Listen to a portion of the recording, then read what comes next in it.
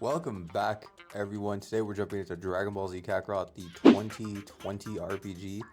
2020? Is that right? I could have sworn this came out in 2019, but whatever. The game had fans split right down the middle, right? Some folks loved it, others not so much. And honestly, I never really made it past the Frieza Saga myself. Not because the game was bad or anything, I just kept getting pulled into other things.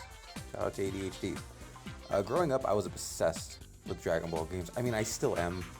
But I played the Legacy of Goku series religiously. Even that terrible mission with Vegeta and the dinosaur egg could not stop me from playing that game. And don't get me wrong, that was a horrible mission. But now, with Kakarot getting a fresh coat of paint to that Daima DLC and a mountain of content added since launch, I figured it's time to revisit it. Has it gotten better, or is it just nostalgia bait in HD? Let's find out. Alright, we're kicking things off with the Bardock DLC. Since I want to go through Kakarot in chronological order, it makes sense to start this one off. I gotta give props to the devs for choosing the basis on the classic DBZ Bardock special and not the Dragon Ball Minus version. I don't hate Minus Bardock or anything, but let's be real, it's not the Bardock we grew up with.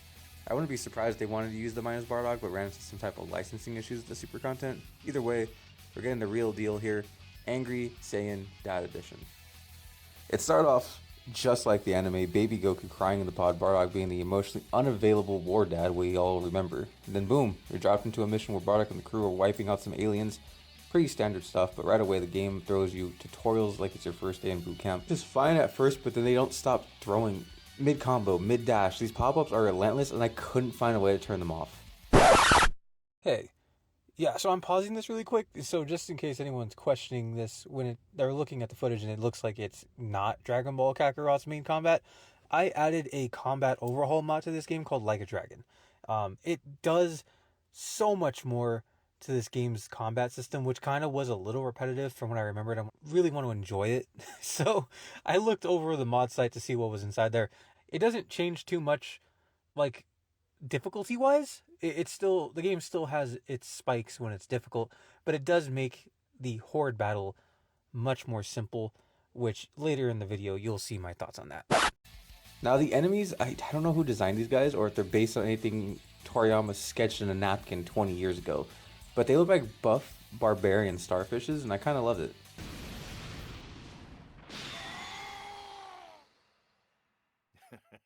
This hunk of rock is finished. Such a cool race. It sucks that we never see them in anything else. Bunch of little worms. About 400 clicks west. How do you measure a click? You're mine.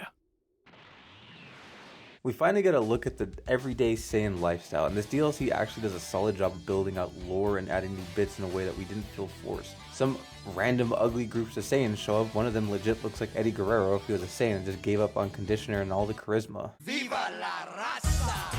Bardock's crew starts prepping for planet Kasa, but before we leave we get a surprise drop-in from little Prince Vegeta, and Nappa gets shook when Bardock pulls out that 10,000 power level.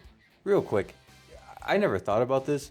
I guess majority of fans didn't, but Bardock would have bodied Nappa. So now we head off to Kasa, and I choose to go the route where you destroy the towers before the main base, thinking I get some XP out of it, but man, these segments drag, like painfully long. They're clearly padding the runtime, and it shows. Still, it's cool to see the Kanasians again. Kansas City fans again. They always creep me out as kids, and the vibe still holds up. They look like giant frogs. We get a great scene where Bardock and the crew go full great ape, what mirrors the anime beautifully. And from here we're locked into a near one-to-one retelling all the way to Planet Meat. I can see the future! Hey, look, one survived. Kill you! Now you too can see the future! So before heading to Planet Meat, we are going to head up some side quests. The side quests in this DLC aren't just like filler. Right, a lot of the times they seem like it because it's kind of like fetch quests, but they actually do build the world in a way that feels meaningful. They're like little hidden puzzles coming together to complete this bigger picture of why things played out the way they did. Let's look back at the fishing quest, for example. What started off as a simple bonding moment turns into a full chase scene where you catch a Frieza Force soldier spying on the Saiyans with the robot. It's wild, but more than that, it adds context. It shows how paranoid Frieza was and how much he feared the Saiyans' growing power. These aren't just go here, punch this objectives. They're small cracks in armor of the Empire, pieces of narratives that reinforce why Frieza's betrayal. The destruction of planet Vegeta wasn't all just about control, it was all fear. It shows how paranoid Frieza really was. Dude had ring cameras on planet Vegeta, a single squad of apes started leveling planets too efficiently, and suddenly he got bots and soldiers playing intergalactic TMZ. Yeah, do yourself a favor, tackle these side quests before heading to Planet Meat. They add depth, tension, emotional weight. The payoff big time when Bardock's world starts falling apart. Back on track, we land on Planet Meat and square up with Dodoria's Goon Squad.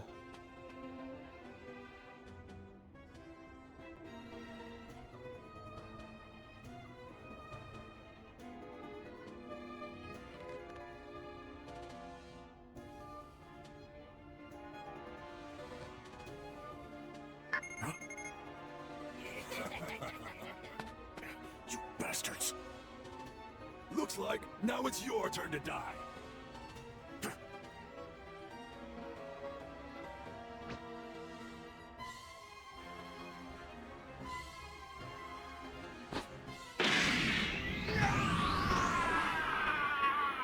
The flashbacks during the fight, straight up screen grabs from the anime.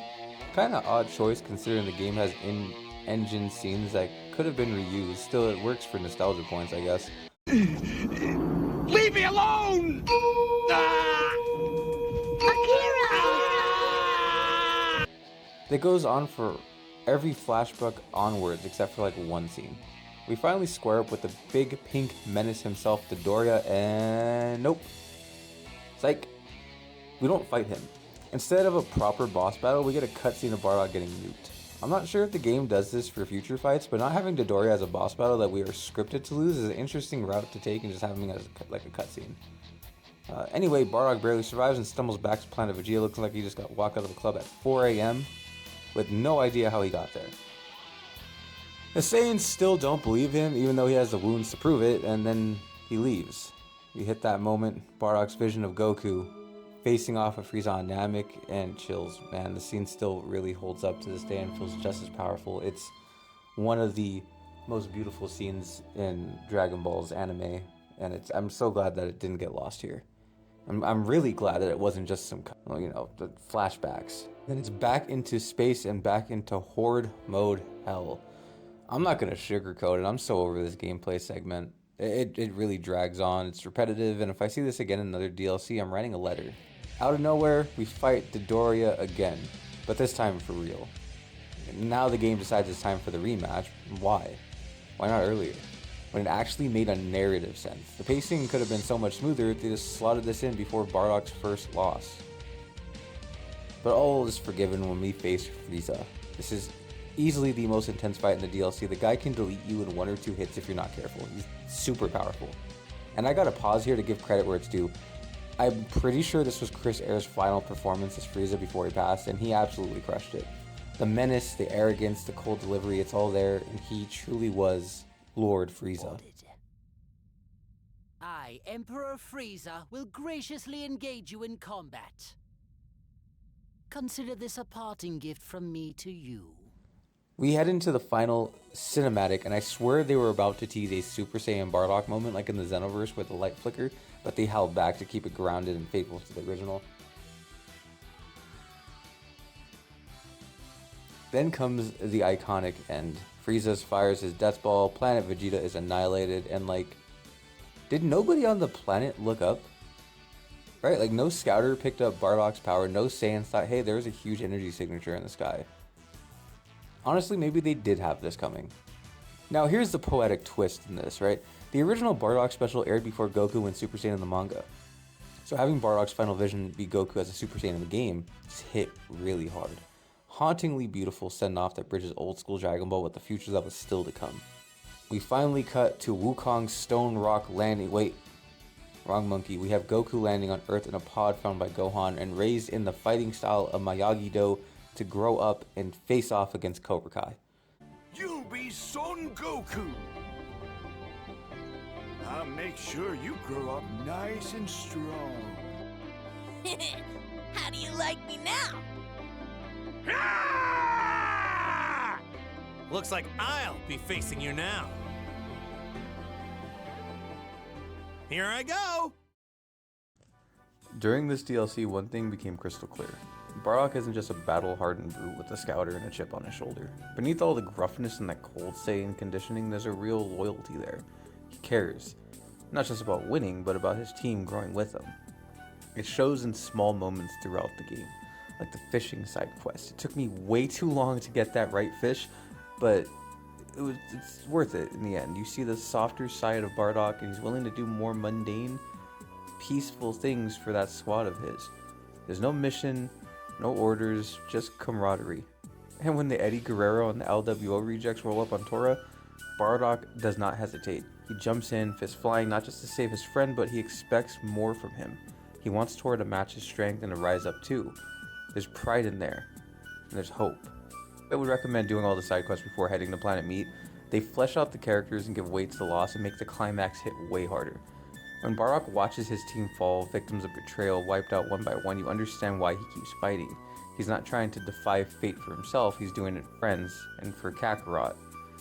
All in all, man, I loved this DLC. It's not perfect, the pacing stumbles and the reuse assets are a little lazy, but it's a gorgeous, emotional love letter to my favorite Dragon Ball special. It brought the nostalgia, the lore, and just enough flavor to make it feel fresh. So yeah, was it perfect? Nah. Did it make me feel like a kid again watching Bardock go down swinging? Absolutely. If this is the kind of love and care they put into the future DLCs, then count me in for the long haul. Anyway, I'm diving straight into the next chapter soon, so if you're down for more Dragon Ball deep dives, you know what to do. Hit the like, sub if you haven't already, and let me know your favorite Bardock moment in the comments. Until then, peace.